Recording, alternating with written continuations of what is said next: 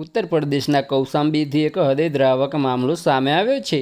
અહીં એક 16 વર્ષની છોકરીએ ન જેવી વાત પર નારાજ થઈને આત્મહત્યા જેવું ભયાનક પગલું ભર્યું છે। 10મા ધોરણની વિદ્યાર્થીએ પોતાના ઘરની અંદર છતના હુકથી ફાંસી લગાવીને આત્મહત્યા કરી લીધી છે। વાસ્તવમાં ઘટના એવી હતી કે વિદ્યાર્થીની મમ્મીએ તેના પરથી મોબાઈલ છીનવી લીધો હતો। આ ન જેવી વાતનું તેને એટલું માઠું લાગી આવ્યું કે તેને આત્મહત્યા કરવાનો નિર્ણય લઈ લીધો હતો। રાથુ એરિયા ઓફિસર અવધેશ કુમાર વિશ્વકર્માએ આ મામલે જણાવ્યું હતું।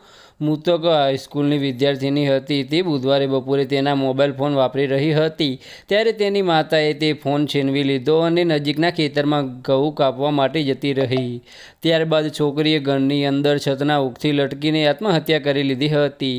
ખેતરમાંથી પાછા ફરતી વખતે છોકરીની માતાએ સગીરનો મૃતદેહ જોયો અને ગ્રામજનો અને પોલીસને જાણ કરી। પોલીસ ઘટનાસ્થળે પહોંચીને સગીરના મૃતદેહને પોસ્ટમોર્ટમ માટે મોકલી આપ્યો। બસ આજ માટે આટલું જ। અને અમારી યુટ્યુબ ચેનલ પર નવા હોય તો લાઇક, શેર અને સબસ્ક્રાઈબ કરી દેજો।